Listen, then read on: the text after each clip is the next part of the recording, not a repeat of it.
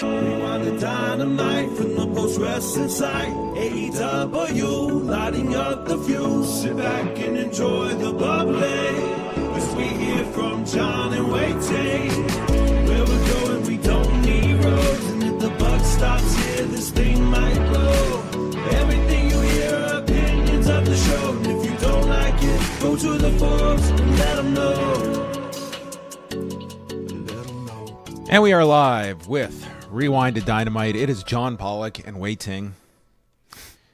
And everyone, after decades, tonight, TBS was seized by John Moxley. He took hostile control of the SuperStation. Will the SuperStation recover? Way. Is this the end of TBS now that it has been placed into the hands of John Moxley? I don't know why they promoted it like that. I thought this was I made this graphic thinking this was going to be the big show long story, that they were going to do something really unique here. They did a promo segment. We might as well have said Jamie Hayter seized the SuperStation tonight. I couldn't believe this. I appreciate that sometimes AEW, they don't just, hey, this person's going to speak. They come up with some random description. I thought this was overplaying the hand a little bit. I mean, I guess what is a seizing? You know, like is appearing on camera and having the camera not cut away from you. Are you technically seizing the attention of the TBS audience? Is that it? Carpe diem. That was running through the veins of one John Moxley. I can't tell you. I guess it was enough to be considered a seizure. Well, yes, I suppose it was seized, and I mean, whatever. I think they're just trying to come up with interesting ways of saying, blank addresses his enemies. John Moxley kidnaps AEW programming next week. Sure. Yeah. Okay. How are you? Doing all right. Yeah, not so bad. You know, it's getting really cold. We're hitting 0 degree temperature right now. It's getting very frigid. Yes. I'm going back to another Raptors game this weekend, and wouldn't you know it, the Toronto Raptors are I don't even know if you've spoken about your first Raptors experience. I did. It was the show you were not here for, so I guess okay. I'm sorry. Yeah. Catch up. I mean, I didn't listen to the listen to if most. Way of it. isn't on this show, he doesn't give an F. I listened about to what's most going of it. on. All right. Here. Hey, I listened to the important part of that podcast in full. All right. As long as the train's leaving the station, Way is satisfied. Well, I had a tremendous time earlier this month for the Vince Carter retirement of his jersey ceremony. The Raptors, in record fashion, have become the worst team in the NBA. So I'm very excited to see how they continue this slump, as I believe they are down. They're like 2-10, 2-11 now, but it's not looking like a great season for the Raptors. It looks like people are already throwing in the towel this early. But that's kind of Toronto sports in a nutshell for you. We don't want to be the second worst team in the NBA. We want to be the worst in the NBA. I think it's just that, it could be a case of Gato booking. You start really slow and then just kind of ramp up the victories and get that big comeback towards the end. I blame the arena. I think it's contagious from our hockey team. I think the Raptors just can't help but acquire some of the motivation and talent that our hockey team tends to possess on a yearly basis. But that's the sporting moment from John Pollock. Coming up this weekend, though, we are going to have Wei Ting will be in the driver's seat with Neil Flanagan. I will listen to that show. I'm going to test you. If you want to quiz me on Monday, I'll be all up to date. I always enjoy hearing from the Scarborough Northern Ireland connection here at Post Wrestling. So that is coming up on Friday. We've got a collision course coming your way. WH Park in fine form, dropping a long and winding Royal Road this coming Saturday.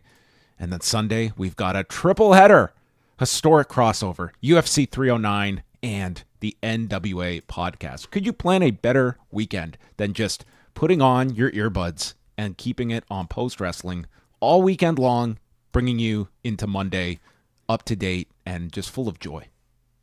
No, you can't. I can't think of a possibly better way to spend your existence on this planet than to consume every second of audio content produced by this Pro Wrestling Network.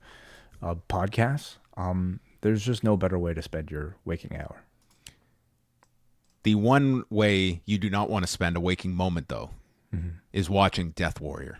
What you do want to do is hear us talk about having to watch Death Warrior. And that will be the subject of Rewind Away on Thursday as we drag Brandon from New Jersey through this god-awful film from 2009 featuring the who's who of cinema, led by Quentin Wolf Jackson, the Shaman, King Croco, Andre, the Dean of Mean, and the breakout star, Harry Echeverria, I think is his name. Hector. Please. Harry. The Hispanic Tyler Perry. Who is going to correct me? Yeah, some say the Tyler Perry of the Hispanic market. You be the judge based on our review. Wei Ting has culled together the lows and lowers of this film with a tremendous thread. Go check him out on our post-wrestling socials. And go check it out on our Blue Sky. Pardon? On Blue our Sky. Blue Yes. Sky, John. What is Blue Sky? Well, it's the new hot social media platform that seems to be very popular amongst, I guess, former Twitter users at this point. Yes, as we further fracture the world, everyone is picking their new landing spot, and Blue Sky is it. So do go follow us, and don't spend 90 minutes on this film. Spend about 3 minutes, thanks to Wei Ting, and putting together the sizzle, or I should say the fizzle reel of Death Warrior. Listen, John, okay? I knew that this would be a bad movie. I mean, you just kind of look at the description and the box art and like, how could it be not awful? I had no idea how legendarily awful this movie was. So bad that I felt like this was one of our best reviews ever. All right? Like, I mean, I really hate to say it, but really the worst material often makes for the best reviews. And I've described it in the podcast this way. I've described it on our social media this way. This is MMA's version of The Room, down to the awkward nude scenes that come out of nowhere, and a plot that is about as ridiculous, and acting and dialogue that is about as bad as you could imagine. So I don't know, John. I kind of come out of this experience highly recommending it. You're going to have to kill me for my boy. You're going to have to kill me for my boy. Dude, if this came out in theaters, like, we'd all be quoting it endlessly. I wish that this was more well known, because it would have a soft spot among MMA fans everywhere. Sadly, I don't think anyone watched this then. They are certainly not going to watch it now, which is it's unfortunate. But. We'll take a check on the Daily Motion player counter to see if the views go up as a result of our podcast. But yeah, you could watch it on Daily Motion if you choose to sit through all the ads. Otherwise, you can purchase it off of Amazon, I believe, for like $5 on through their digital platform.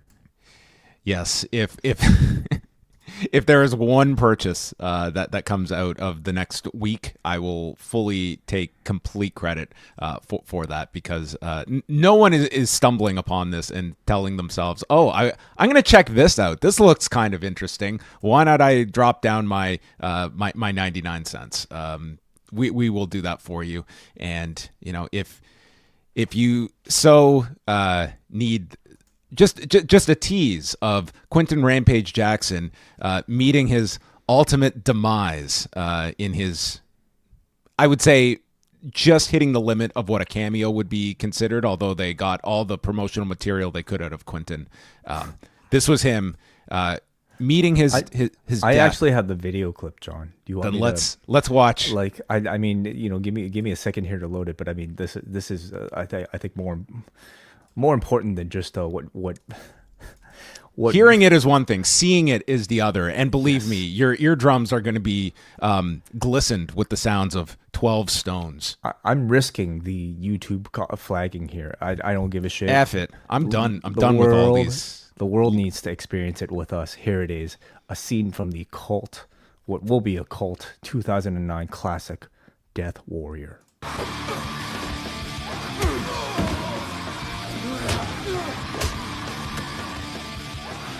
You're a better fighter than me. You have to kill me for my boy. No! You have to kill me for my boy. You have to kill me.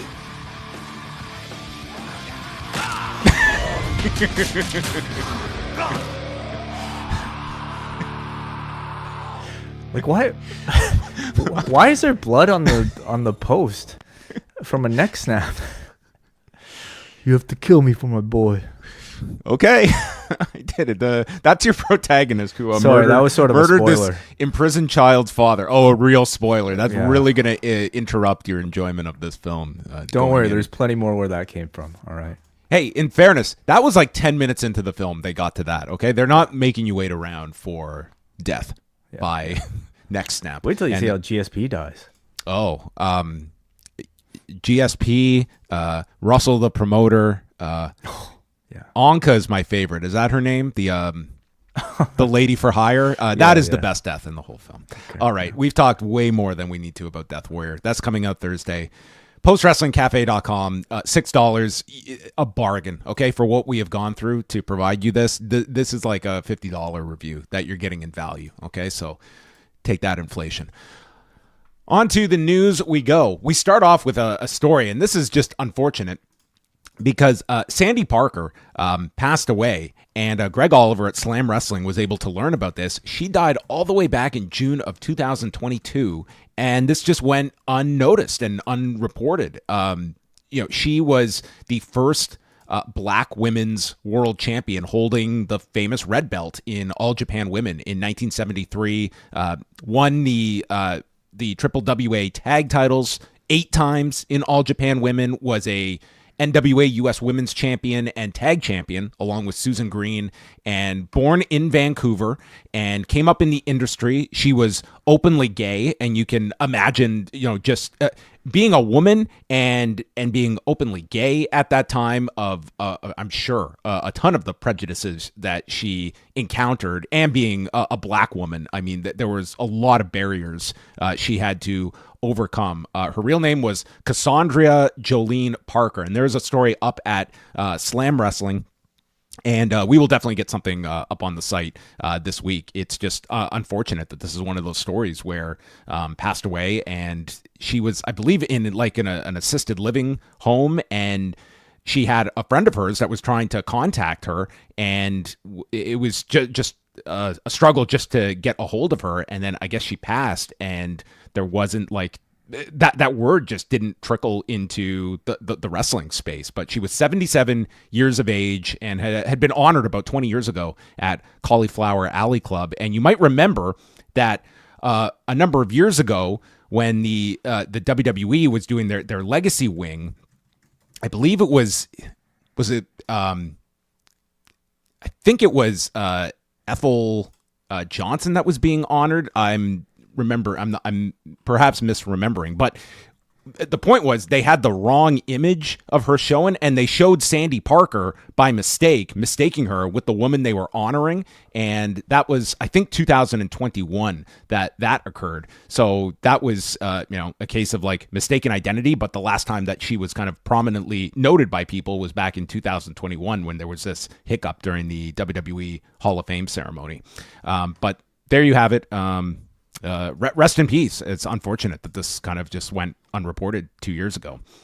Conor McGregor took the stand today in his civil case, and he denied all the allegations made by the victim, and he denies that any of the bruising, because there was a physician that testified last week to the bruising and marks that the woman had on her when she was checked out afterwards, and he denies that any of that came from him. Does admit he said they had consensual sex and never grabbed her by the neck. There was no biting, and he said that she is full of lies. Everything is a lie. So Conor McGregor adamantly is denying this, and the civil case continues in Dublin. They had initially stated it would take about 2 weeks, so it could be wrapping up fairly soon. But she testified multiple times last week, and today was McGregor's first day on the stand.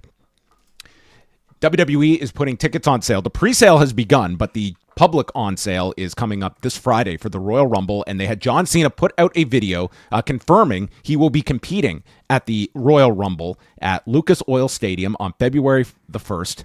John Cena's final Royal Rumble, and so making nothing vague about the fact John Cena will be on this card. Not stating for sure like where he will be placed on this card. You could see him being in the Rumble. That would make a lot of sense for him. But yeah, this is the, I guess, big kickoff to the farewell year for John Cena, and I guess we'll get a pretty good indication of in the Rumble and where he's going to be slated for WrestleMania and where you go in that direction. I mean, do you see Mania as a potential, like, if you're going to do this challenging for the WWE title record that they promote, like, is WrestleMania the time to do it, or is that something you maybe hold off on until later? I think you could do both. I think certainly the momentum of this year should culminate in some form of, title challenge at some point. He should be building up towards trying to finally eclipse that record, or at least, match that record. And I don't necessarily think it needs to be stuck to one particular opportunity. I think Cena wrestling at his last WrestleMania, whether or not what the championship is going to be big, but I think it becomes that much bigger when it's the championship involved. And when you look at who the champions are that are available, if Gunther continues to hold the championship, a Gunther versus Cena match for a WrestleMania is huge. It's massive. If the man is available and this is the only opportunity you'll be able to do it, I would consider that. I would absolutely consider Cena winning the Rumble and going on to challenge for like a Gunther or something. If you can't have The Rock at WrestleMania, and we don't know 100% what the status is going to be, if Rock is out of the picture for WrestleMania, is Cody and Cena does that become a more viable match? You could argue that is the biggest match you could do. If you're going to do Cena going for the title, that's a big one with Cody. Like, would that be the second biggest match you could do with Cody if Rock is unavailable? Yes, it would be. Yeah. Because beyond The Rock, like, what are Cody's options at the moment? I don't see them doing another Roman match. Yep. I think Orton will probably take place before that, and I mean, as big as it is, I don't think it's big enough for WrestleMania, or at least not as big as a Cena Cody match would be. Cody Punk doesn't seem like the timing is there for that one. Possible too.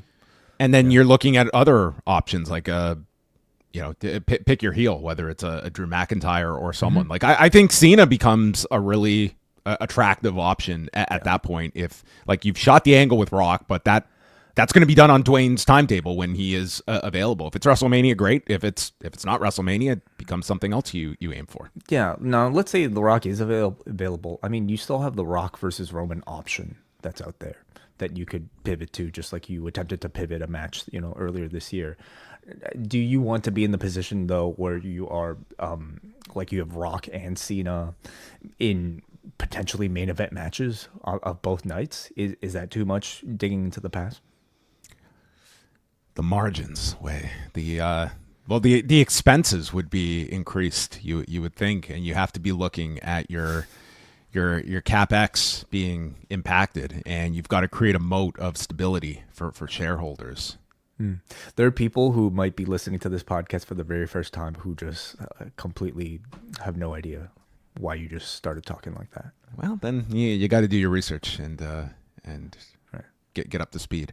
No, I don't think it's overkill. I think you're going to have all the star power you can muster for these two nights, and again, it's having all of these people available during those first couple of months on Netflix and really just promoting the hell out of this brand on the largest platform they've ever had for weekly exposure. And if you can have Rock and Cena available, I don't think they're going to space those out, because we know Cena's going to be doing his, whether it's wrestling on every pay-per-view. I don't think anyone expects that, but he's going to be a presence throughout the year in and out. So yeah, you might as well. And Dwayne, it's just, you don't get to pick and choose with Dwayne. It's, hey, I've got this availability. You've got to jump on it, because you're not going to be able to say, we're good, Dwayne. We're set for Mania. I mean, we know the man likes to show up late, and doesn't have time to use a proper bathroom even. So he is very low on time, it seems. Yeah. that could be an angle in the lead up. Maybe Cody's gonna, who was it they did that with? Was it Sheamus and Jeff Hardy? They did the piss bottle with. Yes, that's right. Yeah, Lance Storm did it with Tommy Dreamer. I mean, wrestling has a rich history of urine-based storylines. There's a top 10 for WWE's YouTube. Top 10 urine angles. You're in for a treat. WWE history, the countdown. Okay.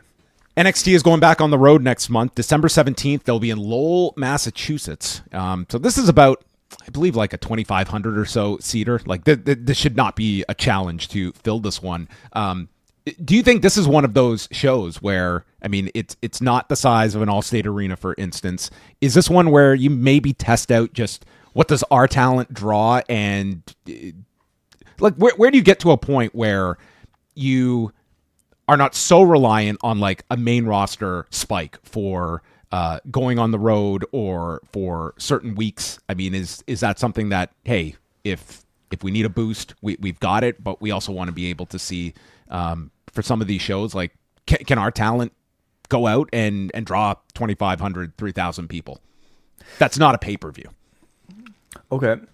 Do you think they can do that, first of all, for a TV? On a Mania weekend, yeah.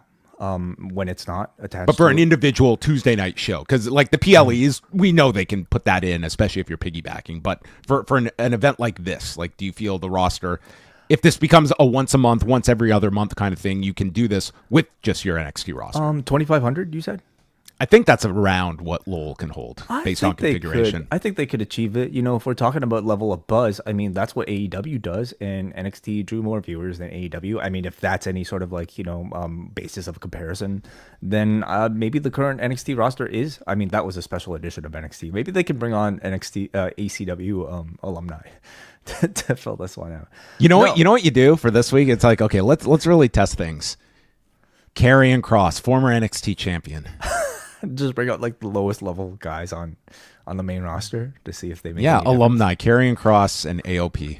Okay. They come back for one night only. My bigger question, John, is it's not cheating to like bring a main roster guy. Like, what exactly are you gaining by proving that, hey, like, we don't need main roster guys on? They have access to everybody. It's I don't necessarily think it's like a foul or like some particular handicap that they're that they need to give themselves. I'm not saying that. I'm more so saying like it's almost like a test of the brand, that it's something like there is growth that NXT has exhibited, and I'm just arguing that I think there's a certain point where it's like a certain level, and this is designed to be a developmental brand, but also one where I think you want to see like what can this brand draw. So don't you think that what is it? Was it the St. Louis show was the original on sale for that one was enough of a test to show you what their limit was? Yeah, it's a good point. They had to scale that one back significantly, and that was with Randy Orton. That was with Randy Orton. So I mean, that was even with the hometown guy appearing and wrestling on the show, and they had to move it to the smaller arena. But we'll see. Lowell is usually a reliable market for them. Raw ratings from Monday. They were up against a Monday Night Football game, but it was the least watched Monday Night Football game of the season. So the NFL, maybe it's going to get canceled. We had 1,564,000 viewers watching Raw and a 0.49 in the demo, ranked third behind the football game and the Monday Night Kickoff. So basically they were second behind the NFL. The NFL game did just over 12 million viewers, and Raw was up 7% with the 18 to 49 demo growing 2% this week. The first hour of Raw was the most watched hour of the show since September 16th. So of all the 2-hour shows, hour one of this past Monday was the most watched. And in Canada, doing 235,100 viewers and 133K in the 25 to 54 demo. Most watched in Canada since October the 7th. So football was down, Raw was up, and it was a very well-performing first hour in particular. What was on the first hour? I forget. Not the kidnapping resolution. So shame on you if you tuned out for hour two. Okay. NXT on Tuesday did a good number. They did 631,000 viewers and a 0.16 in the demo, down 6% from last week's show, but that was the Wednesday night episode. So back to their normal night, they were against an NBA game, college basketball with Duke and Kentucky, and Dancing with the Stars. That is always going to take a big chunk out of you. They did 101,000 viewers in Canada, which is a very good number by NXT standards. So there you have it. That is all of your ratings information that you can now take for your for your utilization in all your online discussions. Want to make mention that on the Post Wrestling site, Andrew Thompson has a great interview up with Shuri going into this weekend's historic Crossover 2 event. You can check that out from the great Andrew Thompson. And coming Thursday to the site, Jack Wannon traveled to Winnipeg last month for the Winnipeg Pro Wrestling card at the Burt Cummins Theater. And this was the independent show that Winnipeg Pro Wrestling, they have been on a bit of a roll, and they sold over 1,200 tickets to this show in Winnipeg. So Jack was there. He spoke with the promoters. He spoke to some of the fans, and is going to give a story on kind of what led to this success, what is working so well with Winnipeg Pro Wrestling that you can do over 1,200 people for an independent event in Winnipeg. So an interesting piece that we will have coming up on Thursday. And as we mentioned, a lot of shows coming up over the next couple of days, including Rewind-A-Way dropping on Thursday, the Death Warrior edition. That might be the death of myself and Wei Ting by the end of this review that you can look forward to. On to Dynamite tonight, Wei, from Bridgeport, Connecticut. Boy. I mean, is it... they're like 20 minutes apart. Okay? Yeah, like, is it that big of a sin? Come on. This isn't even like a Toronto Hamilton thing. It's like this would be like a Toronto North York thing. I mean, but man, did this crowd. This is a patriotic Bridgeport only crowd that pretty much hijacked the segment with the Hurt Syndicate. 26 minutes. Listen, next time they do a show, maybe if they do a show in Stamford, I mean, I guess Swerve would be the biggest babyface on the show. I think it was the double whammy that you had, technically the wrong city, and Stamford is just naturally going to get a heel reaction, I think, from a non-WWE crowd. I suppose so. Now, listen, it is 26 minutes on the freeway, okay? So maybe that's enough of a distance for people to get angry about. What is the time that it's acceptable to like intertwine cities into the same thing? I think it depends on your mailing address.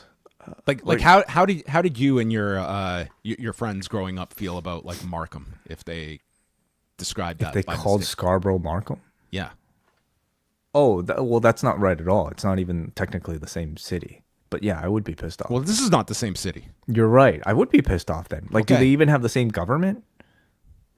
Municipal government? If they don't, then I think that they have cause for... I'm sure there's the representatives in Bridgeport, and I would imagine that there's quite a heated rivalry between Bridgeport and Stamford, and I think your aversion to my comparison to Markham, I think, says everything about these 2,700 people. Like, go to hell. You know what? I totally understand now. I was greatly entertained by it, so I found it really entertaining that these fans just took it upon themselves to pretty much just take over this segment with Bridgeport. So we had just over 2,700 fans by last check from WrestleTix, and we're getting right into Christian Cage and Hangman Page against Jay White and Juice Robinson.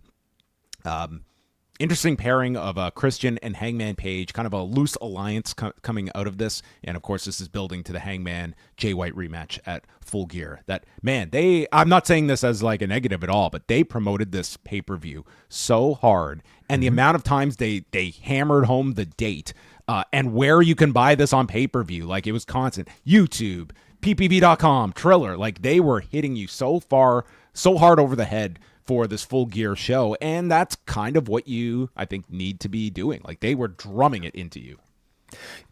Yeah, I mean, I didn't find it annoying, really. Like, I don't think it was just more than often. Like, I don't recall like it being as noticeable. Like, this was the hard sell of the pay-per-view, and it just seems like something that they're taking more of a proactive approach to, is like hitting you really hard with the info. Yeah, I really don't think there's harm in, overemphasizing the thing that you're trying to sell, and get people to pay money for, right? Like, it's just, good practice. It's just good business. And in fact, like something that I think we've often maybe criticized them for. So postwrestlingcafe.com, $6 a month gets you through the door and gets you access to all of these shows that you see here. Rewind away November 14th, the 14th of November. You can check the QR code and go listen at postwrestlingcafe.com. Apple subscribers, it helps us out a lot more because YouTube sucks us dry. Ooh, that's right. Yeah. No, actually, it's kind of the opposite. Oh, is it? Oh, okay. Like, yeah, anyway, that's for another time. That's your domain. Yeah. I do what Way informs me of. Yeah, yeah. Back to this big tag match. So Juice is sent to the floor as Nick Wayne gets involved, and then Hook shows up and drags Nick Wayne, and we never see Nick Wayne again. So as far as I'm concerned, he's dead. He's with the Paul Ellerings of the wrestling world. Yeah. Okay. Rest in peace. Juice then captures Cage with an inverted neckbreaker on the floor, and White then snaps Page's knee in the corner. Juice hits him with a cannonball. There's a brainbuster by Jay, and then the left hand of God is delivered to Cage on the floor. Page goes after the eyes of White and then hits a fallaway slam off the buckle. Blade Runner can't be completed, and we get a buckshot ducked into a flatliner by White, and Cage is taken out with a Blade Runner into the barricade as Juice is left with Page. The Juice is loose, gets countered. There's a roll-up. Mother Wayne distracts the referee, so the count cannot be executed. So Juice goes after Kip Sabian and gets hit in the head with the contract and leads to the Deadeye. Hangman pins Juice in 11 minutes and 34 seconds. Mm-hmm. I mean, just a bit of heat building for the heels. I thought the match was good. I thought Juice and Jay were really exciting to watch in this match as baby faces.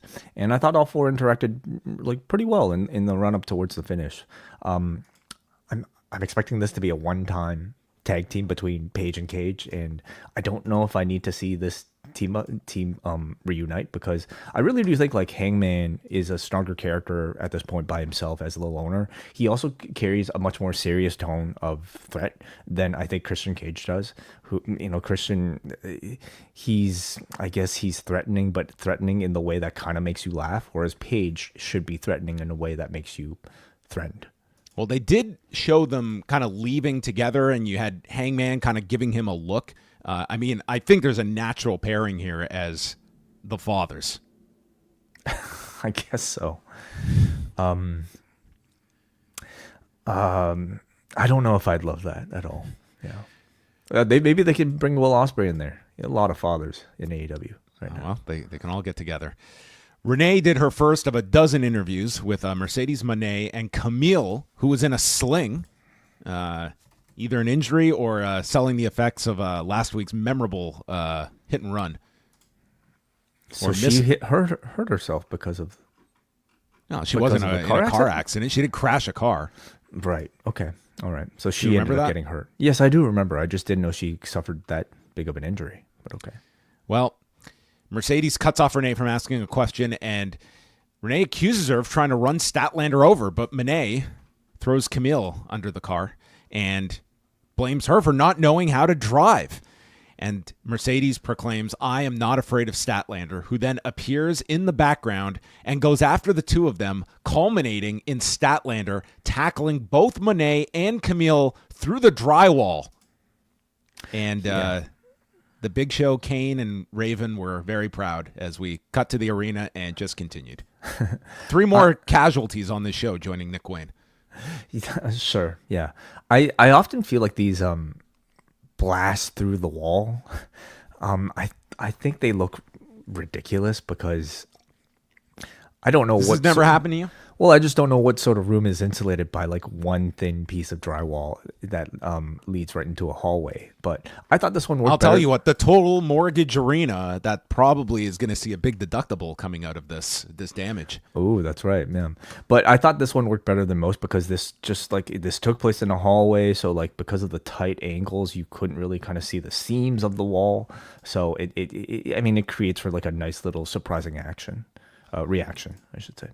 I wanted the extended shot. Like, what does Renee do after seeing this? Does she just have to, I got to get to my next interview. Hope She's you a guys busy are woman. okay. Yeah, I'm sure she's on Does a anyone schedule. come to tend to these three? Are they moving? Does Camille have a second sling on the other arm now? You know the type of shit Renee has seen in her career, okay, over the past, I don't know, decade, on and off camera. This doesn't faze her.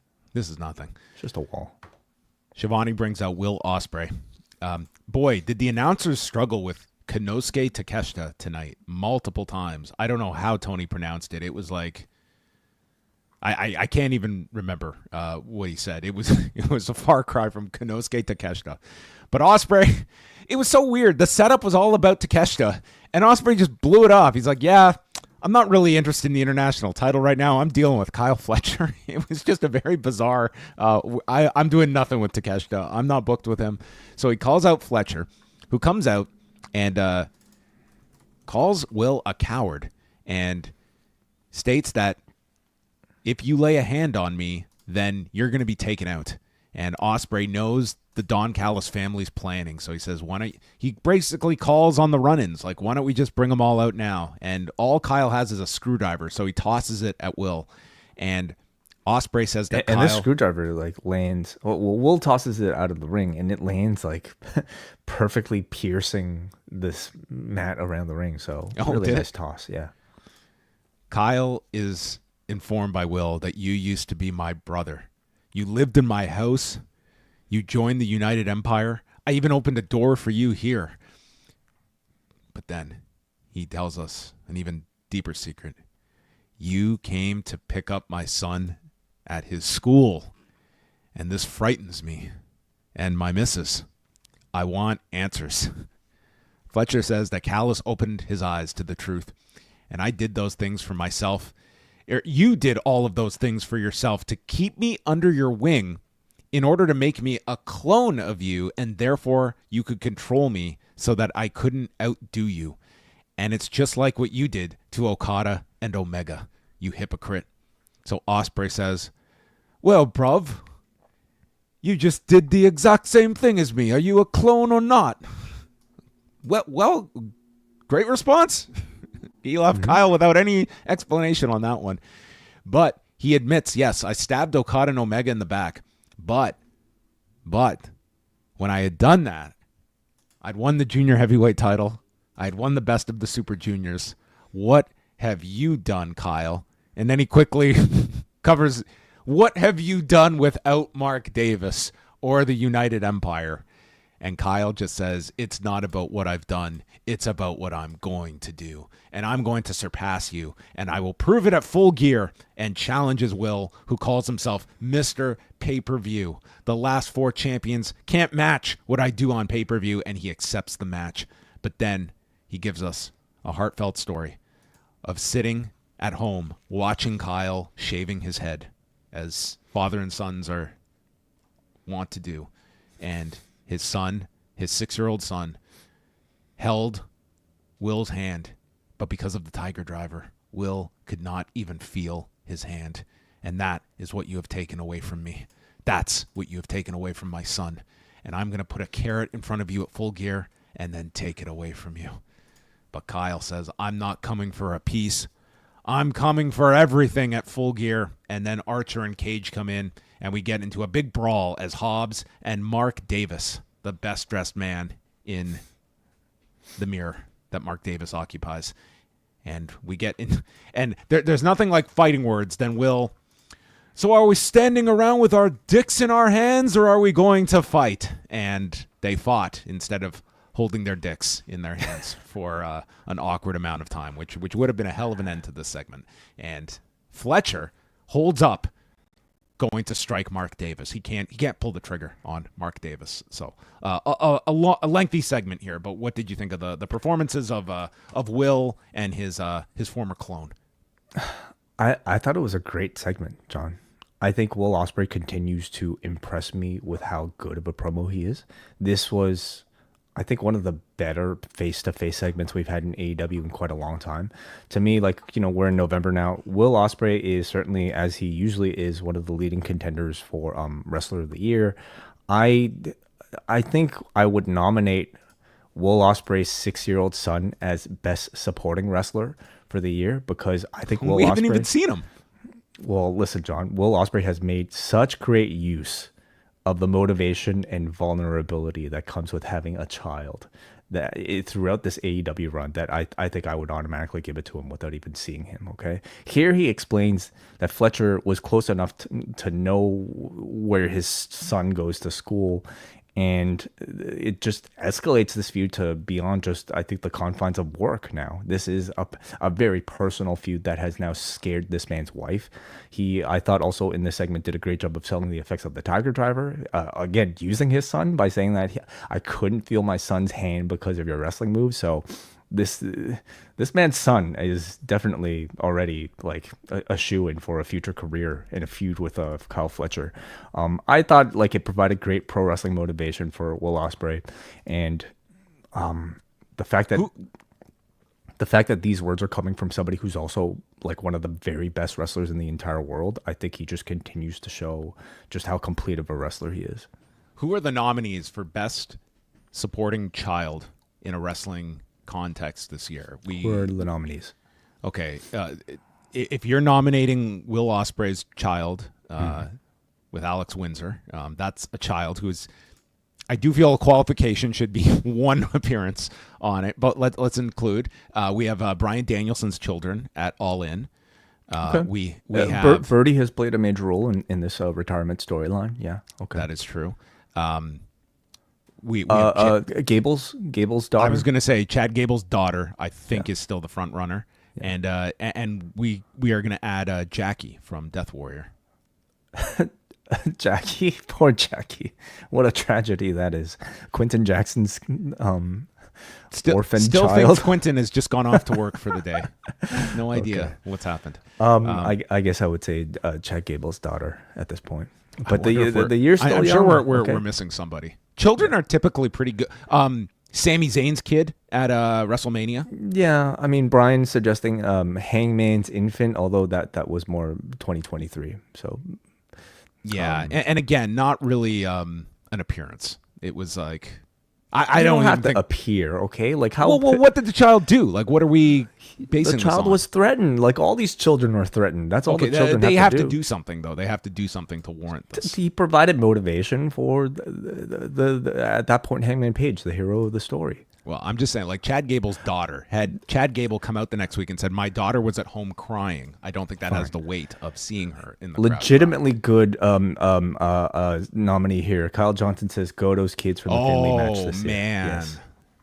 That's probably, they were phenomenal. They were great, yeah, yeah. you know what? Goto's kids might have this one Does wrapped up. Sting's son like do his sons count? Like do They're you have to not be winning. older?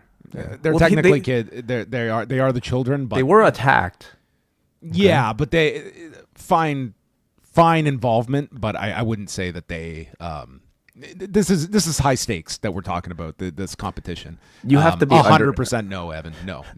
No to Shane McMahon, Evan. Thank you for the suggestion, though. I think there's a cutoff at they have to be a minor. Okay, you have to be under the age of 18. Is that even too old? Like you have to be under the age of like 10, even. Perhaps, yeah. So Borden's kids would be I mean, Shane was born in 1970, so I think we have a reasonable cutoff. All right. On to our next segment. Lance Archer against Roderick. This was sort of, we just went from one segment to the next because Archer is out for this whole brawl, and then Roderick's music plays, and Lance goes to the front, and Roderick appears with a kendo stick and drills him from behind, and we get right into the Falls Count Anywhere match as Roderick Strong going for his third win to get the match with MJF at Full Gear. And they make their way to the back, and it is pitch dark, and Roderick takes the closest thing to a phantom chokeslam, only it was a chokeslam through a table that it was impossible to see.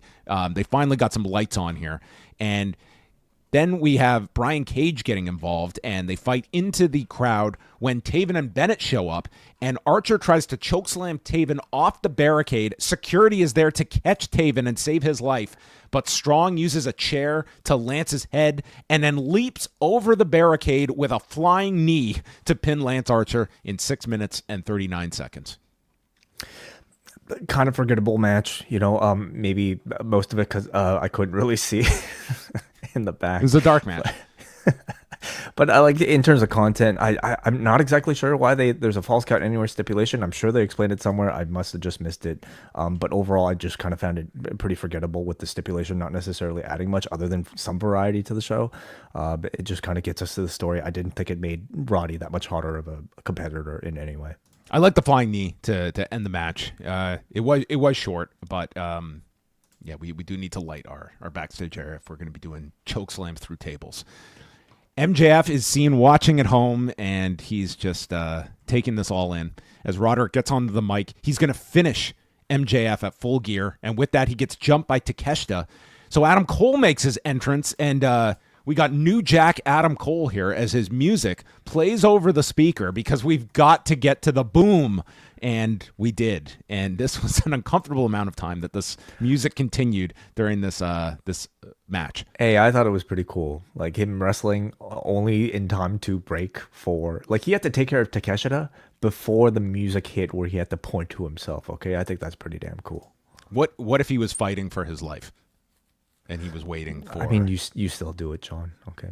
To be honest, though, like I mean, we're battling 2 weeks now where we've heard Adam Cole negative reaction. I mean, the first week, and then like that was a total Buddy Matthews crowd. Second week, not as loud, but we did hear boos. This was enough to call attention to just like Adam Cole having issues getting over as a babyface. I think doing like unique fan-friendly stuff like fighting through music only to do your pose is the type of thing he kind of needs. So we go into the match. It officially begins, and a Panama Sunrise early on is prevented by a forearm smash. And then Cole lands a super kick to finally stop the offense. And this super kick came at a very opportune time because Shivani had been put on the spot by Nigel McGuinness to define what a metaphor is. And Tony was struggling. And then we got to just segue over to this super kick. Takeshita hit a blue thunder bomb, and then Cole lands with the enziguri, but Takeshita ducks the boom and lands a big rolling elbow. Another Panama Sunrise gets countered into the bastard driver, then to a wheelbarrow suplex and a huge lariat. The crowd is getting into this a lot, and after Cole avoids the power drive knee, he hits the Panama Sunrise, hits the boom, goes for the boom, but Takeshita rolls to the floor, and he puts on the Dynamite Diamond Ring that, of course, the referee does not see, and nails Cole from the floor, and Takeshita rolls in, and he's going slowly on top of Adam Cole, and you're expecting the kick out at 2 3/4. It's 1, 2, and 3. Takeshita pins Adam Cole at 9:38, ending Adam Cole's involvement at Full Gear as MJF laughs at home as you are given MJF versus Roderick Strong in this program's current incarnation for November 23rd. Right. Okay, so there's still 10 days. Yeah. I thought it was interesting. Certainly you unexpected. were wrong. You were all concerned about Adam Cole getting booed at Full Gear. Problem solved. The problem solved. Yeah. I mean, I tend to enjoy. Now it's going to be Roderick Strong getting booed. Yeah, he's certainly. Which I think is a very likely outcome here. I think MJF is going to be a huge babyface on this show. After you were discussing this last week, I gave it more thought. I was like, this guy's returning.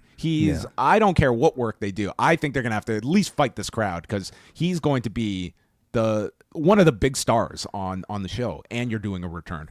Well, I suspect the story isn't over and that they're going to find some way to involve Adam Cole, whether it be in the lead up to the pay-per-view or on the night of the pay-per-view itself. And maybe whatever they do in the last chapter of this story in the lead up to Full Gear might be enough to turn the tides on these crowds. But it's World's End, the anniversary of the Devil being revealed. Oh, maybe. Sure. Yeah. But I suspect even for Full Gear, I don't think that's just the match that we're going to get. Nonetheless, like this is. Then what was the purpose of beating him here? We'll find out, John. I don't know. If they just put him into this match, I'm sorry. That's just. It's kind of well, it wouldn't be that simple. I don't think. I think it would require something else. But we shall see. You know, there's still 10 days to go. I only say that because I think Roderick Strong is such a weak challenger that it really does not feel like it's a pay-per-view level match at all. So the story's so centered around Cole that I think he will eventually find his way somehow, involved in all of it. So, we were wondering how they were going to book Takeshita out of this match because Takeshita is somebody that they've been protecting and made to look really strong, and they found a way. So with that, MJF is howling at this outcome. And Strong runs down, attacking Takeshita, but then gets kicked in the balls. And Takeshita puts the ring back on, and Kyle O'Reilly comes out to assist his former friends. And there is Adam Cole offering the hand. But Kyle O'Reilly, he's not willing to go back, even though it feels special, even though for a moment, like Sami Zayn, he could feel that future shock going through his veins. But he walks off, and there is Takeshita at the entrance when Ricochet walks out and casually super kicks him and grabs the international belt as O'Reilly helps Roderick, we had already done, he rebuffs the handshake. So looks to be Ricochet and Takeshita. And at the end of this, we will go over this card for Full Gear, but it is shaping up to be an insane show. As usual, these Dynamites I think are pretty stacked, but they happen so fast that we don't always have time to fully even by appreciate AEW standards. Like, this is looking to be like an unbelievable show, and like they haven't even officially added Ricochet and Takeshita to this lineup. Like, it's a pretty stacked card for the 23rd, November 23rd. Truck backs up. Whoever was driving in reverse here, I believe it was Moxley. I mean, beautiful alignment here. And the Death Riders come out to seize the Superstation after the break. But first, it's Renee with the Hurt Syndicate, and MVP hijacks the microphone to interview Bobby Lashley after questioning her journalism. And Lashley says he will hurt Swerve and make an example out of him, and they will be watching his match later tonight. We cut to the front of the arena, and Yuta and Claudio have destroyed JD Drake, of all people, who's just beaten down with a chair. And that was JD Drake's involvement, and this is a prelude to Moxley making his grand entrance.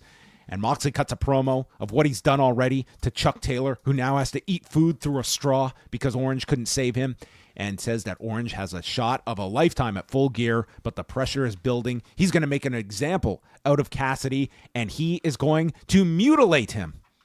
I would take this as a grand threat, but I also thought he was going to seize this entire network. So that could just mean that he's going to clothesline him. And he is going to see, he said that everyone will run and hide after they see what I do to you. We have the power. We command the championship. So out comes Orange Cassidy, followed by Mark Briscoe and Rocky Romero. And he believes, Moxley, that you can do all the things you say you do. And you hold the title that represents all of us. And everything that wrestling can be. You have the power. But we settle this by wrestling, and no one wrestles more than me. And I'm pretty good at it. I even beat you, which I was so glad they finally brought this all-out outcome from last year up, because I think you should be leaning on your history. And when we're going back over a year, you should be refreshing people's memories. So he states that they are going to get the power back, and that you once told me that you're playing chess and the rest are playing checkers. Well, there's still some pawns I need to get rid of, starting with Wheeler Yuta next week, and I'm going to remove the pawn that lets me take out the king. Ooh. I thought this was a great promo from both Jon Moxley and Orange Cassidy. Yeah, I just wanted to clarify. So Moxley beat Cassidy at All Out. And where was the one where he beat Moxley? Was that that was September? Okay, he beat him in Full Gear. Oh, it was Full Gear last year. Oh, right. They did he lost at the end. That was the main event, I think, of All Out. And then they came back. He won the title back from Moxley, the international title. So, I mean, this is essentially a rubber match. And, it's still a valid line. I think Moxley brings such intensity to all of his programs, and I think in this segment they did a good job explaining the value of the championship to this overall storyline. I wish they could go a little bit further and be a little bit more specific about why holding a championship provides Moxley with what he's been able to enjoy, which I mean, as far as we know, is just like a series of beatdowns that he's just allowed to do. But really anybody's allowed to beat up other people on these shows. I mean, somebody tried to run. Not everyone gets physicality. Yeah, Camille tried to run over Statlander with a car. I guess she's a TBS champion. So champions can try to kill people on the show and not go to jail. Is that it? Is that what we're establishing? They have no cut contracts. Okay. But it I do benefits. think it needs to be at least like entertained, like some semblance of reason for me to understand why Cassidy winning the championship from Moxley will somehow put an end to all of this. Why exactly does John Moxley and why did the Death Riders need the championship to execute this plan? I think enough people, it is the top championship, and with it, you become the most valuable person you're untouchable. Is that true? That's the story they're telling. This title comes But is with, it enough power. for us to believe it? Is the champion, whoever's holding the championship, always the top guy in a company? I mean, that was sort of the whole premise of like the NWO angle was like Hogan had the command of the championship. Yeah. I mean, all I'm saying is it It's enough like having the presidency, the Senate, and the House. Is it enough to immerse me into this reasoning that they're trying to give me for why holding the championship is so important? I guess not for you. It's not a hang up for me. I think people understand. Like everyone is like this is John Moxley's. This is his oxygen. It's this championship. Take it away from him, and he does not have this same level of influence to wreak havoc over the entire company because he'll be fired without it. He can't seize a network without a championship. So the segment ended with the BCC or the Death Riders taking off after this brawl, and Moxley tells them to abandon all hope. And then as they're making their way out of the arena, Darby leaps off a balcony onto the Death Riders, and then Shafir is like the Secret Service agent that is taking the president to safety as she shields him from potential open fire. And we cut to the outside the arena where Moxley, Shafir, and Claudio make their way to the Death Rider mobile, and Darby leaps into the back of the truck, and Claudio gets out and proceeds to swing Darby into the garage door, and they're on multiple occasions ready to leave Yuta behind, but Yuta does hop in at the end as Darby yells that he is still standing. And Darby and Claudio will take place on Dynamite next Wednesday. Brutal looking big swing into the fence. Awesome. Like the most violent a big swing has ever looked. Usually it's kind of a comedic move. But when you're winding up to slam somebody's head into a metal fence, it's pretty violent. Darby, do you want me to protect you on the swing? Nope. Okay. Mm-hmm. There were highlights of the Fight Without Honor last week with Ishii pinning Jericho, and Renee speaks with the Learning Tree, and Ishii has made the challenge for Dynamite in 2 weeks' time in Chicago on the Thanksgiving Eve edition. And Jericho mentions their history going back to war when Ishii was a young boy and washing his back in the shower. But then Ishii went on to become one of the greatest wrestlers, and this will be a rematch from almost exactly 2 years ago on the Thanksgiving show from 2022 in Chicago. So he accepts the challenge, and Keith says that Ishii is going to get his ass blown away in the Windy City. Mm-hmm. Yeah. Gave us some backstory here to this rivalry. They had footage of the match from 2 years ago, which was nice. They did not have footage of the backwashing from decades ago, and I was fine with that. I believed him. No. Maybe we can get the Revival / FTR. Remember that angle with them shaving each other's back in WWE? Oh, yes. And then we can get Christian with the ass cream. The ass cream. Yeah. All right. Christian Brings and it Jericho. right back to Jericho. That's right. All right. Okay. Classic stuff. Also starting in 2 weeks in Chicago is the Continental Classic, which we know Okada is in, and we will find out if Masahiro Chono will be putting his name into the hat.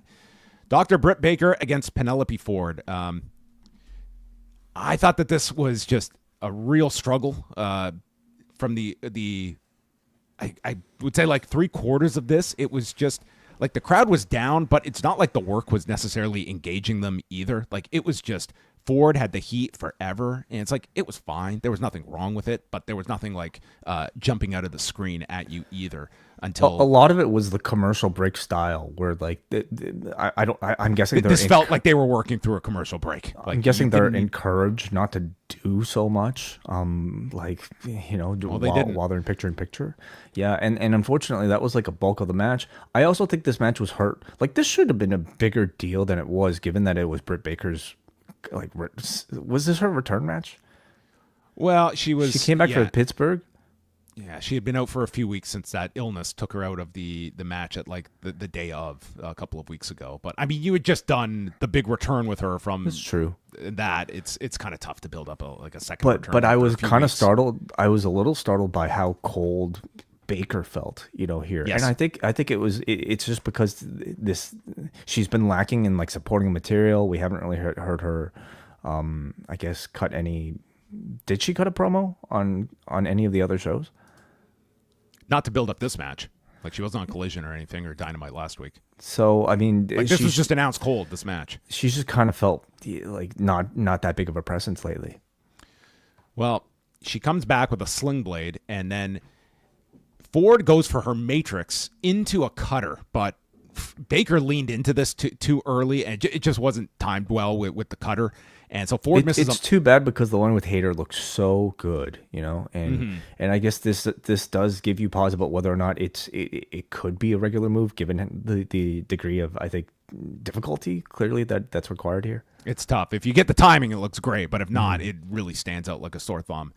So there's a moonsault missed by Ford off the top. She takes a spinning neck breaker, and then Baker puts on the glove. But Ford drop kicks her from behind, applies the Muda lock, and that's transitioned into the lockjaw. It was a very good counter sequence at the end, and the lockjaw allows Baker to win in 8 minutes and 56 seconds.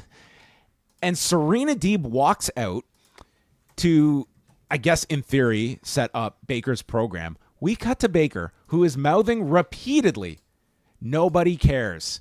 Nobody cares." It's like, cool. Can't wait to see this one. Nobody cares. And we cut away. That was it. That was your baby face is like, I'm so unimpressed with who is coming to challenge me. Nobody cares. I think she was talking about her own match. Because nobody cared about that either. Nobody really cared about any of this, unfortunately. I mean, I don't know. Like maybe there's like somewhere where like has Deep meant like what's going on with Deep? Why does she come out here? She came out and she was stating from the stage that you can't lace my boots, and Baker is not too intrigued to find out if that's accurate or not. So that's your lead up. Like honestly, this feels like a pre-show match is what it feels like. This should be maybe just reserved for television because this pay-per-view we're already 9 matches deep on this show. This is one that I mean, it's a deep card that I don't know if this one really stands out as necessary on the pay-per-view. Mina Shirakawa is back, and she is confronted by Harley Cameron, and Mina's going to be there on Saturday to see Anna Jay and Mariah May in their rubber match, and Harley says, well, since you're there, why not we face off and go tit for tit, rack them up, and may the breast woman win. And then they proceeded to shake their boobs until Renee stopped them. And that was our setup.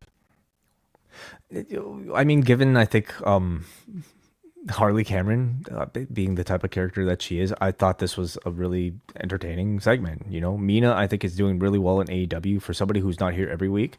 Wait, this was her return. You said Baker, they should have built it up. This was her return that they had promoted. Mina Shirakawa. We had vignettes about Mina is coming. This was her arrival. Okay, well, she came back to cut a promo. What's wrong with that? Okay. She didn't have to. I'd rather her cut a promo before wrestling than just coming in with a wrestling match. I think Baker should have come back with a bigger promo before having the match she had tonight. I think that would have made a big difference before. But I think overall she's doing so well in AEW for somebody who's not here every week. Somebody who was a relative unknown before she came into AEW. She's one of the most over women on this roster, and I think Harley Cameron continues to like show that she's found a great role for herself in that. She's very creative and very entertaining, even in small roles like this. Swerve Strickland against Leo Rush was next, and this one, Excalibur noted, was tit for tat early on, as Rush backflips off the apron while Swerve flips over to the floor, and we get this face-off on the floor. The crowd got into that. These two worked really well together, doing a lot. Lio Rush got a lot in this match. I mean, you knew what the outcome would be, but I think this really helped Lio Rush in the process. Nana just... The one thing is, when these crowds are not that big and not that loud, boy, does Prince Nana stand out that much more. Like, he is just so loud. There's a house call on the edge of the apron, and the crowd got into this. Rush catches him with a standing Spanish fly out of nowhere, and then Rush tries to kick off the desk into a Rana. That's blocked, and then he's placed on the steps, leaps backward into a poison Rana onto the floor, and immediately follows with a tope suicida, a great sequence. Final hour gets kicked out from, and then Rush tries to pin him, grabbing the rope, gets caught by Nana, and then a second poison Rana is caught as Swerve's got it scouted and turns it into big pressure, winning in 10 minutes and 3 seconds. I thought a really good match that these two had. And they got the crowd too as well, and that was not a given on this show.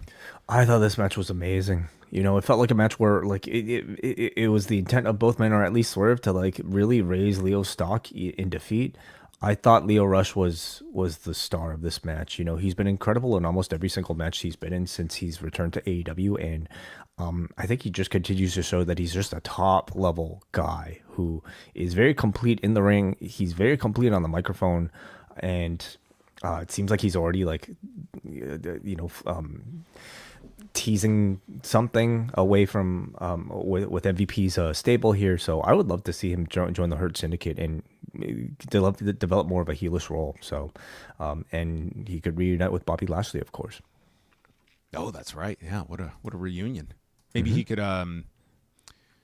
Maybe Lashley could also reunite with his sister, Max Caster. They are flirting with that too. Like he did. They have teased Max Caster in this whole thing. The sister did get the business card. Yeah. Mm-hmm. Swerve gets on the microphone and says everyone wants to come at him to prove a point, and says how Benjamin tried to make a name off of his and got laid out, and now he's focused on Bobby Lashley. And then refers to where they are standing right now in Stamford, Connecticut, and man, he didn't even get Connecticut out of his mouth, and the boos that were coming out. This was like the most lively response this crowd had all night. And MVP and Lashley walk out, and MVP is trying to cut a promo as this crowd is chanting, "This is Bridgeport," over top. MVP was a pro. He just powered through, but it was impossible not to hear this crowd just trying to take over. Lashley... MVP was like kind of caught in the middle, like explaining how he's not going to wrestle. But then Lashley started getting ready to fight and said, well, I guess he's ready to fight now. And there's strength in numbers. And the whole thing was MVP and Lashley come out. The announcers are saying, well, where's Shelton Benjamin? And this kind of made Swerve just look foolish here because he gets jumped from behind, which I think everyone saw as where this was going to lead to. So he's beaten down. Lashley joins in. The crowd is chanting for MVP during the beatdown of Swerve. So then MVP starts choking Nana to silence the crowd, or at least get them to boo the action on Nana. And then the now renamed Hurt Lock, the full Nelson, is applied onto Swerve. He's left laying, and the segment ends with a loud chant of Bridgeport as Nana is tossed out to the floor. And very subtle, but Lio Rush is still on the floor and is just watching all of this mayhem ensue. So you kind of had that as a background part here. But I mean, this was just, man, you mess up the city and it can really just negatively affect the segment. And I think this one got hampered by that because this audience, they were proud of their surroundings. An unfortunate mistake. Yeah, totally derailed this otherwise perfectly fine beatdown. 25 minutes. I'm sure there were plenty of people from Stanford there, you know. But they were not chanting, or maybe they too. They're like, we don't live in this place. This ain't Stanford. Yeah. Renee speaks with Jamie Hayter, and she is asked, what is next? She has come back to right the wrongs, and she is going after one thing. And the lights cut out, and we go to another Julia Hart vignette. The first, which was really a great vignette, aired on Collision, where she's her House of Black self is murdering the former cheerleader, Julia Hart. And this was another like really well done vignette where Julia Hart wakes up with blood all over her shirt to a call from Brody King telling her, come home. Malakai Black's at a crossroads in his career. He needs... and states that, she opens up a door and is handed her hat and a bow and arrow. Mm-hmm. Yeah. So, what? She's hunting. There's some. Maybe that'll be a new finisher. The bow and arrow, yeah. I don't know if we're supposed to look that deep into it, but yeah, these have been incredibly cool. They're so well produced, and I think these are going to be enough to make her a star on their own. I really do think this is how you promote somebody's return. You know, so often, especially like in the women's division, we just see these like cold comebacks without much fanfare being built up. AEW has shown that they are capable of properly reintroducing characters that we should be caring about, and this is one of those examples. Collision on Saturday. It's Mariah May and Anna Jay. If Anna Jay loses, she will never challenge Mariah May again for the title. Johnny TV against Daniel Garcia. Mina Shirakawa and Harley Cameron, tit for tit. And the Acclaimed against Roosh and Beast Mortos to determine the fourth team in the tag match at Full Gear. And then Dynamite next week, Orange Cassidy against Wheeler Yuta and Claudio against Darby Allin so far. Main event, Private Party are out to watch Malakai Black and Brody King against FTR. The winners joining Private Party and the Outrunners in the four-way match. And Nigel references Malakai dying on his sword last week and the questions about his future. Malakai better not go back and listen to this. He should have gone on Instagram. Black begins throwing kicks, and then Dax swings and misses as Black sits down into the cross-legged position. And they go to the floor, and Cash drills Black, so then Cash and Dax sit down next to Black to pose as they go to picture-in-picture. During the picture-in-picture, Nigel McGuinness got so excited learning that Tony Schiavone got to see the Minnesota Wrecking Crew in the 70s. It was like he perked up.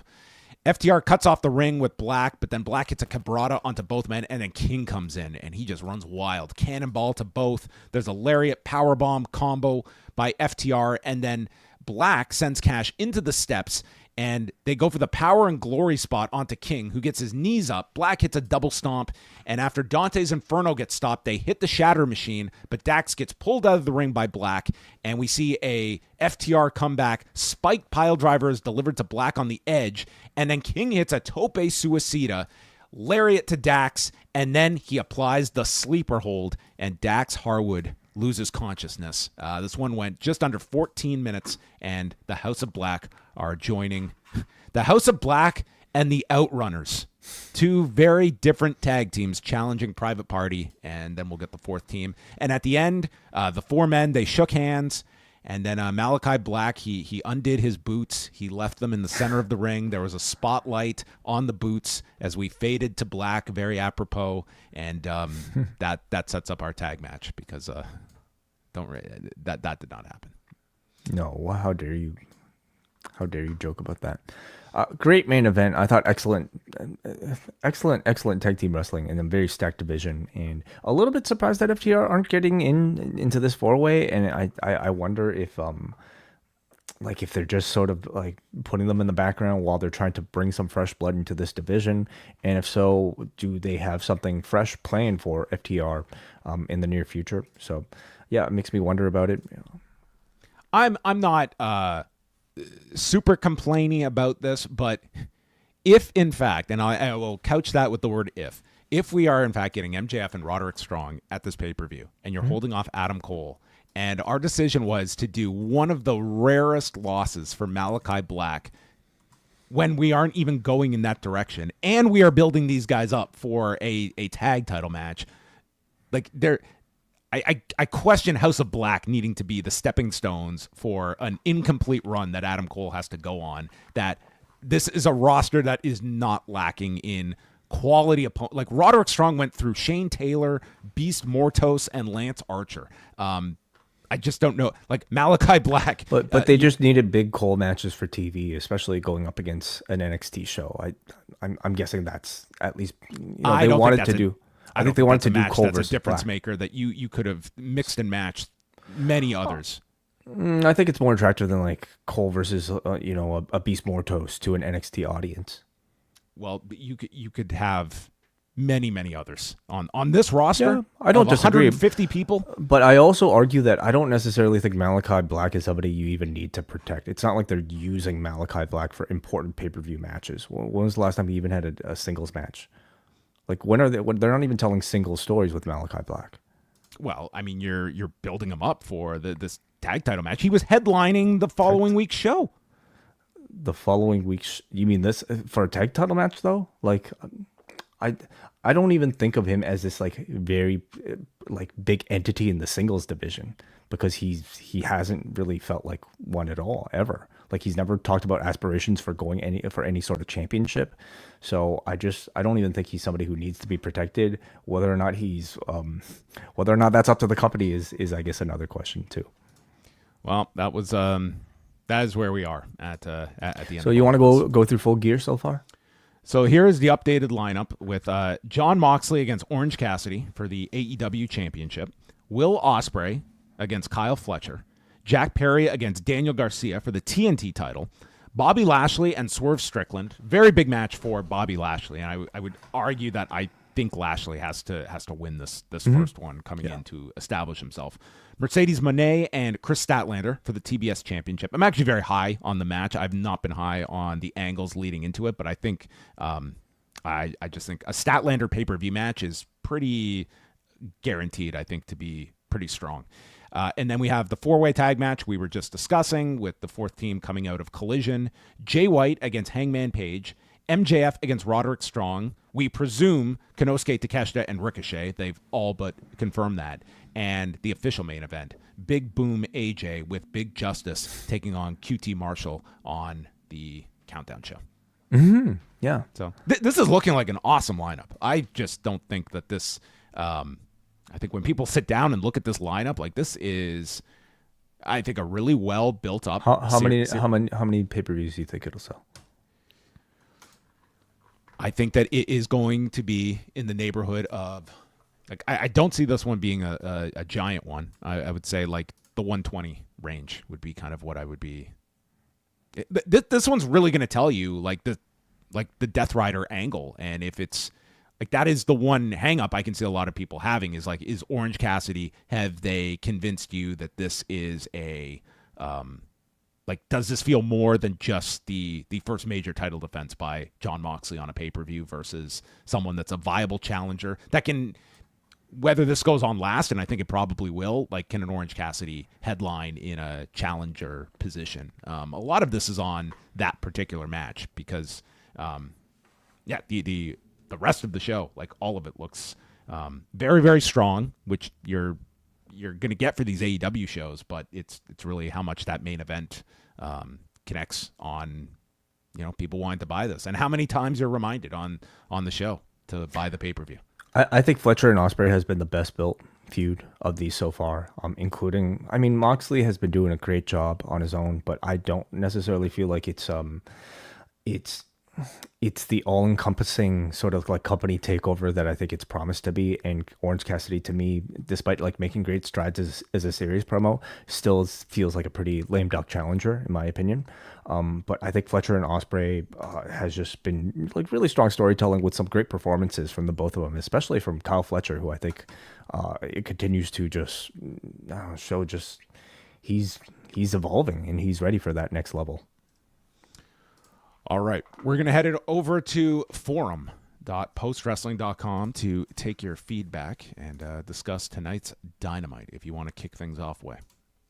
Okay, let's go up first to Benjamin, who says, it didn't feel like the crowd they had was very lively. At times I heard some OTC chants. Did they do that? I didn't hear those. It's possible. I mean, it was not the most lively crowd. It's kind of what we talk about most weeks. But yeah, definitely, I would say like they really got into the end of Lio Rush and Swerve. That felt like and the end of like Takeshita, Adam Cole. It was like the audience when they were engaged, like it wasn't like they weren't reacting at all. But it was a crowd that you had to work for to get them going, and it was 2,700 people. Like that's kind of what you're going to be dealing with. He says, I found the Hurt Syndicate and Swerve post-match segments way too predictable, especially after you had Ospreay countering the same trope earlier in the show. I like Julia Hart videos, but would prefer a character with less spooky gaga, since we know it's going to lead into a light-off, then on reappearing Julia trick. I'll repeat what I said last week. More Malakai Black, singles matches and programs. Brody can handle his own in singles programs, so can Buddy. What exactly are the active women's storylines? Because it all feels scattered and incongruent. I mean, it's Mercedes and Chris Statlander at the moment, and Mariah May with, whatever they're going to do coming out of this Anna Jay match with Mina Shirakawa, and ultimately getting to Toni Storm. That obviously doesn't feel like it's going to be within this pay-per-view cycle. But that's and they're building something up between Deeb and Baker. Yeah, but nobody cares, I was told. Brian from New Jersey. Monet versus Statlander. Mariah May. Oh, okay, sorry. He's responding to the last one. My big highlights were that Ospreay were the Ospreay Fletcher promo segment, Swerve and Lio Rush, and the tag main event. The doubters got silenced for now as Malakai Black and Brody King are full gear bound, challenging for the tag team titles and sharing the ring with the Outrunners. I thought Ospreay and Fletcher did very well. I also liked the more chaotic elements of the Death Riders segment. Moxley didn't seize the Superstation, but Darby nearly seized their truck before Claudio took them for a swing. The crowd was right to call out Swerve for his mistake in calling their city Stamford. Since he's not on the pay-per-view for now, maybe Adam Cole could take the day off and get a more natural tan and ditch the terrible spray tan he's using now. I didn't notice. Yeah, well, didn't really bother me. But maybe you could. Yeah. Let's go to Andrew from Cape Breton, who says, I love the pacing on the show tonight with segments bleeding into each other. Most of the matches are great, but I felt the Baker Ford match slowed the show down a bit. Will Ospreay is a great promo and will probably be seen as one of the best this year. He needs to help Mark Davis with a wardrobe, though. Shawn Michaels would tell him to try and dress better for TV. The Julia Hart segment was a bit unrealistic. She's way too young to have a rotary phone. Well, this was a dream sequence of sorts, okay? Or it was happening in like another realm, so they have rotary phones still down there. It's also a shame Swerve messed up the name of the town as he basically heard his own segment. Mox's angle is progressing nicely, and it's also nice to see more than one match scheduled for Collision. All right, we go to Cody from Maine. All right, this is like an Observer Hall of Fame question. Okay, he's asking about the regions that I abstain from voting on. Is that something you see changing or that? Yeah. So anyway, I did a show the other day going through my Observer ballot, and of the different sections, the ones that I don't vote on is Mexico and then the Europe/rest of the world. And those are just ones that, I mean, I have decent knowledge of, but not to the depth of like the historical candidates, the modern, Japan, and therefore I just abstain from them. It's like I would feel comfortable voting for some acts, but not the entire field, and therefore I just leave it out at that point. Maybe in the future, but right now I don't vote in those sections. So the issue comes out tomorrow, right? I think it's this week, yes. So people will know, I guess, Thursday or Friday when the issue comes out, who is in this year. All right. And just to remind people who are, I guess, the top names that are eligible this year. I mean, in the modern category, I guess the big ones this year are Roman Reigns, the Young Bucks, Cody Rhodes. I think those are all ones that are going to get a lot of support. Young Bucks were very close last year, but didn't get in. I would think that this year they crossed that threshold, but we'll see. Those are probably the big ones. I've seen a lot of support for Bobby Davis in the non-wrestler category. I would think those are some of the favorites off the top of my head. The modern one is interesting because there's a lot of candidates piled into that specific section. And I mean, I'll ask you, if you had one vote to give between the Bucks, Cody, Roman Reigns, CM Punk also in that discussion, I mean, is there one that stands above the rest of those four candidates that you would feel has a better case than the others? Again, you have to remind me on what the qualifications are. I mean, the Observer Hall of Fame. I mean, it's historical significance, it's drawing power, like match quality is in there, but it's not the be all end all. So I mean, you're looking at most. To what of all- degree, though? Because you could say yes for all of them. Well, I think many would. I was just asking you if you feel like there's one particular favorite of those, if you were looking at, or you could see all of them getting in. I could see all of. Well, I mean, according to me, but I don't know what Punk is a tough one. Punk is a yes for me. He's a yes for a lot of people. Why would he? What are the argument? We've had this conversation, but what are the arguments against? I think a lot of people look at the exit from AEW as a real bad mark on him. Not so much just the way it ended, but ultimately like what he left in his wake at AEW. And I think that, rightly or wrongly, that I think a lot of the downturn for AEW is left on Punk's exit from the company, and that being a big negative. I mean, that's not disqualifying for me. But Yeah, I do why know would it be? Is Shawn Michaels in? Shawn Michaels is in. I mean, And your he had argument. a really negative first half of his career. You could argue. I think that there's I think that Shawn Michaels is a good comparison point to Punk. I think that Shawn was very detrimental at various points throughout the 90s when it came to is business. conduct even like supposed to be a something that you're grading somebody on for a Hall of Fame career? I'm not voting on people's character or things that might happen that they're not great people. Like that's not affecting it. Where you get into the area is like your conduct having an impact on business and hurting like your company, hurting the industry itself. Like if you want to look at someone enhancing business as a check mark on your resume, then the opposite is going to be held against you by some. To me, it's just too strong of an argument for Punk when it comes to the influence he has had as being this really transformative character when it comes to the last 20 years of professional wrestling. And I think there's just been too many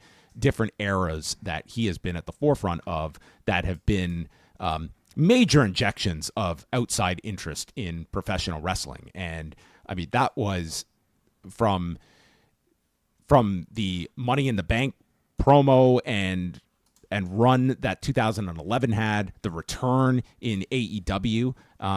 I mean, even if you want to talk about like that podcast he did is probably the most famous wrestling podcast that has ever dropped. Like he has been this lightning rod that has just struck so much fandom among people, and some of it positive and some of it negative. And that return to AEW was enormous, I think, for his legacy on top of it. And he's come back, and it's been a year that he has been a big positive for WWE on top of it. But that's he hasn't got in prior, and I voted for him many years, and he hasn't gotten in.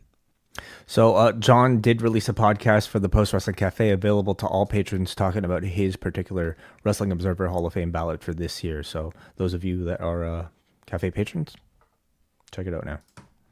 All right. Last piece of feedback. Do you want to go to it? We go to Matthew. AEW has done a great job of investing in their characters and really building programs over the last several weeks. Full Gear's a loaded up show. There's continuity and progression in the stories and a new focus on promoting upcoming shows, which is a welcome change. History has taught us that they won't smell the fruits of their labor overnight, but if they keep up the consistency, all it takes is one program to get super hot and boost business. Is this an indictment of Jimmy Jacobs since things have really changed since he left? I don't think it's a fair.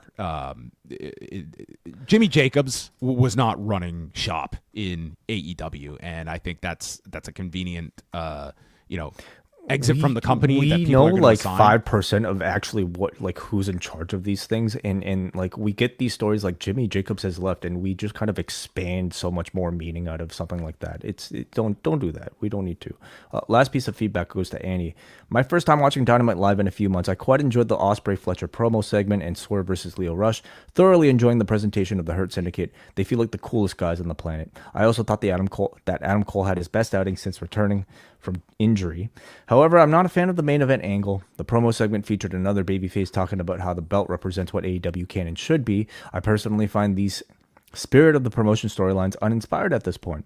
In addition to finding the premise banal, they keep talking about shaping the company, but too many things on the show feel untouched by this angle for me to buy the promos. It's very tell, don't show, and shallow for me. I don't disagree. I think they are lacking something that makes this angle feel bigger than what it currently is. We haven't heard much of the main top of this roster acknowledge it. It just kind of feels like it's the Death Riders versus like the Dark Order, the conglomeration. I might be missing a few others, but if they're trying to convince people that this is some sort of major takeover, Mox should be attacking everybody. Death Rider should be attacking everybody up and down the card, heel and baby faces. Everybody should be pledging their either allegiance for or against this new group. Yeah, I think it's also one where I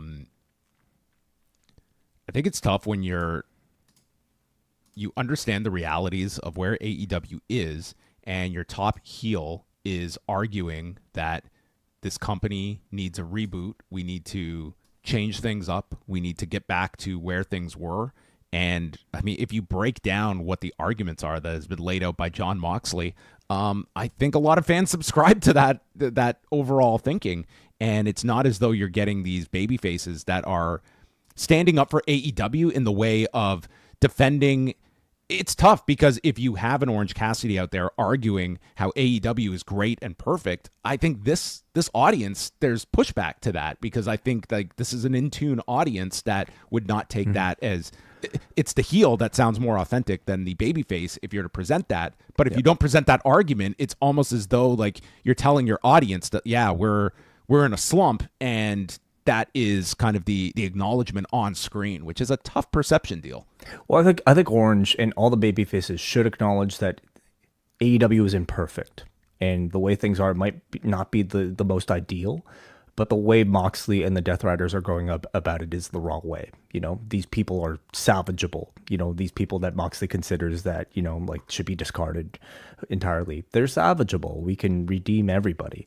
Whereas Moxley's intent, Jon Moxley is Thanos, okay, and he wants to kill half the universe, to start anew. And you know, now you have the Avengers who are trying to argue otherwise. You know, they need a mission statement though that is something that the audience resists and does not want their imprint on this promotion. Like whether it's we are going to take your favorite wrestlers away because they're not our idea of pro wrestling, and if you can direct that to going after a Will Ospreay, that the audience craves a Will Ospreay, but I think you break it down right now, I don't think you've struck that chord with the audience that these are just kind Jon of like Moxley's vision of wrestling is probably in sync with a lot of like the fans' complaints as well, and that becomes a tough deal. You need to have a adversarial MO from this Death Rider group that you want to rally around your babyface contingent. I would also argue, John, that like I don't even think the philosophy of like what the Death Riders want has even been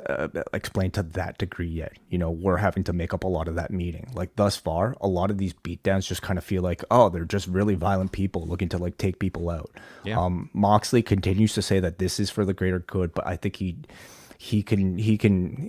and also like the baby faces that they're facing could benefit from being a little bit more specific about exactly what their aims are. But yeah, you're absolutely right. Like a lot of people might like at this point sympathize with what the Death Riders are saying more so than like what an Orange Cassidy is trying to protect. So hopefully that's something they can address. All right, we're going to sign off. So thanks to everyone for tuning into Rewind-A-Dynamite. We're back Thursday with the Death Warrior review dropping at postwrestlingcafe.com. Lots of great stuff to grab at the cafe. I've got my Observer Hall of Fame ballot breakdown that's already up there. Rewind away, Rewind to SmackDown, Collision, and then we'll have coverage of Historic Crossover 2 this Sunday with Karen Peterson and Bruce Lord, and free show Sunday morning. I will be reviewing UFC 309 with Eric Marcotte as John Jones, Stipe Miocic will be fighting at Madison Square Garden. So a lot of great stuff to check out, and the NWA podcast coming up on Sunday night. So check out all of that, postwrestling.com and Post Wrestling on Blue Sky. Good night.